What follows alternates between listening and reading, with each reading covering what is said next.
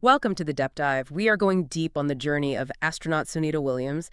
Our listeners sent in some amazing material about her, and we are going to go beyond just a normal biography, really try and figure out like what makes her so impactful. Yeah, for sure. We're going to cover it all, like from her early life and education to her incredible accomplishments in space.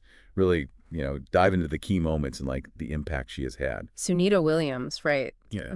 American astronaut, U.S. Navy officer. Her background is Indian and Slovenian, which already is super interesting. She's known for spending a lot of time in space, but also breaking those records and inspiring a lot of people, especially women in STEM, right? Yeah, definitely. And we have her whole story in the sources, from early life education, all her military stuff, her time at NASA, her space flights and all the records she's broken, her personal life achievements and what kind of legacy she's building, like the whole picture. Okay, cool. So Sunita Lynn Pandya, born September 19th, 1965 in Euclid, Ohio. What do you think about her early life? Anything stand out to you that like maybe influenced her path? Well, one thing that really jumps out is her like multicultural background, right? Her father, Dr. Deepak Pandya, was a neuroanatomist from India, and her mother, Bonnie Pandya, was Slovenian American. That blend of cultures, it's in the sources. I think that must have given her a unique way of looking at problems, like blending different perspectives, which is so important when you are in space, right, where things can go wrong and you got to think on your feet. She grew up in Massachusetts, graduated from Needham High School in '83. That's fascinating, like expanding her horizons from the get-go. And then she goes on to the United States Naval Academy, gets a Bachelor of Science in Physical Science. That's 87. Talk about a demanding environment. Oh, yeah. The Naval Academy is all about discipline, leadership, and like really solid grounding in those technical subjects. So she's not just getting the theory, she's getting practical skills in, like high-pressure situations. And then she gets her Master of Science in Engineering Management from Florida Institute of Technology in '95. So she's building up this like crazy strong foundation, right? You could see how she's deliberately adding to her knowledge in science and then engineering management. It's all laying the groundwork for the crazy complex world of space exploration. Exactly. It's not just being good at one thing. It's like combining the science with engineering and how to manage it all. That makes her so successful in this like multifaceted career. Makes total sense. And then we jump into her military career. 87, she joins the U.S. Navy, becomes a naval aviator, trains to fly helicopters. That's intense in itself. What do you think like really shaped her during this time? What prepared her for being an astronaut? I think it's the operational experience she's deployed, right? Operation Desert Shield, Operation Provide Comfort. So she's showing she can handle pressure in real-world situations. But then she becomes a test pilot. Over 3,000 flight hours in more than 30 different types of aircraft. That's where she really honed those skills. Over 3,000 hours and that many aircraft. Can you imagine? Think about it, our listener, the adaptability, the deep understanding of flight dynamics. It's not just knowing how to fly, it's mastering all these complex machines. Right, and specifically with helicopters. You got to be so precise, adapt to changing environments, often in like really tough conditions. And you can see how those skills would be perfect for spacecraft, even spacewalks, right? Because helicopters, they need that precise control. They're always adapting to the environment, and they often operate under pressure. So that was like the perfect foundation for those complicated maneuvers and quick thinking you need in space. That's such a good point about the specific skills you get from flying helicopters. It's amazing. Okay, so she's got this incredible background, the education, the military experience. Not surprising that NASA selects her as an astronaut candidate. June 98. What did she do at NASA before she actually launched? So after that super intense astronaut training, she had a few roles within the astronaut office. There's a lot of behind-the-scenes stuff like, designing and testing spacecraft systems, planning missions, even being a Capcom, which is the voice between mission control and the astronauts up there. She really focused on the ISS and the space shuttle programs, getting to know those spacecraft inside and out from the ground up. So she wasn't just like waiting around. She was actively involved in making those space missions happen. All right, now the exciting part, the missions. Her first, Expedition 1415, 2006, 2007. She launches on the Space Shuttle Discovery. Must have been incredible. What really stood out to you about that first mission? I mean, going into space is already like a huge achievement, right? But what's crazy is how long she was up there. 195 days.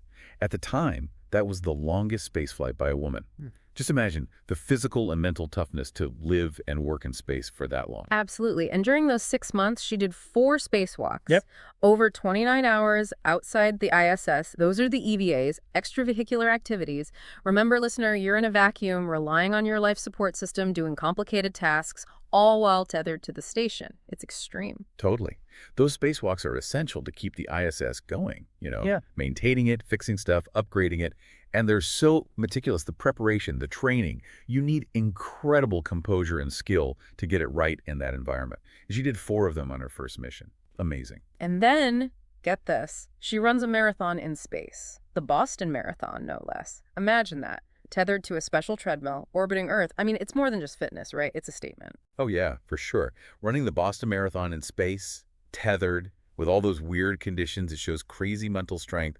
And it's like she's saying, forget limitations. It's the whole spirit of space exploration, pushing those boundaries. 5 years later, 2012, she's on her second mission, Expedition 3233. This time, she launches on a Soyuz spacecraft, a Russian one. It really shows how important international cooperation is for the ISS and for space exploration overall, right? Absolutely. The Soyuz is like a legendary spacecraft, super reliable. The fact that she flew on it shows how adaptable she is and how much the global space community trusted her. Yeah. And on this mission, she hits another milestone. Commander of the ISS, only the second woman to ever hold that position. Think about that, listener. She's in charge of the whole ISS, this massive international research lab orbiting Earth. You have to be an incredible leader to handle all those operations. It shows how much her colleagues believed in her. You need the technical knowledge, the operational experience, Hmm. but also communication, making tough calls under pressure, leading a diverse team, all in this like confined and difficult environment. Being commander of the ISS is like the top leadership role in space. She spends another 127 days in space on this mission, does 3 more spacewalks. Her total spacewalk time is 50 hours and 40 minutes. That's more than any other woman in history working outside a spacecraft. Those aren't just numbers. That's hour after hour of difficult work in the vacuum of space. Every spacewalk is risky. Hmm. You need so much skill, focus, endurance. Her record is incredible. And it doesn't stop there. She's set to pilot the Boeing Starliner, the first crewed mission. That puts her right on the edge of like a new space age. Yeah, it's amazing that she's still going. She's Yeah. so dedicated to pushing those boundaries, always up for new challenges, helping develop those next generation spacecraft. It's a career of like constantly breaking new ground. All right, so let's recap all those achievements. Most spacewalk time by a woman, longest single space flight by a woman, first person to run a marathon in space. What's the main message here? What's the significance for you? I think it all comes down to like human potential. These records, they're not just personal victories. They inspire everyone.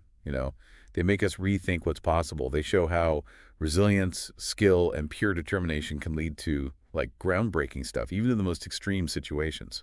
Beyond all those professional achievements, our sources talk about her personal life, too. She's married to Michael J. Williams, a federal police officer, and she's known for being humble, dedicated, and I think most importantly, really passionate about inspiring young people, especially women, to go into STEM.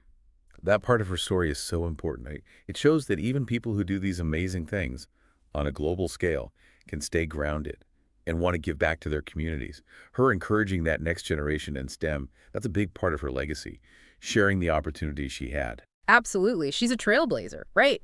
Breaking barriers, inspiring people all over the world. It's not just the records, it's about the path she's made for others to follow. Right. Her whole journey shows that with enough dedication, perseverance, and that passion for exploring, you can overcome anything. She's a great role model, especially in fields where, women haven't always been represented. She's proof that those limits are meant to be pushed and broken. So as we wrap up our deep dive into the life and career of Sunita Williams, the takeaways are pretty clear. From her background, her training, her record-breaking experiences, her personal qualities, she really shows what dedication and pushing human potential is all about. Yeah. Thinking about Sunita Williams and what she's done, it really makes you wonder, what limits are we putting on ourselves? What seems impossible but could actually be within reach? Her story is a powerful reminder that the barriers we see, real or not, are often there to be questioned, challenged, and, overcome.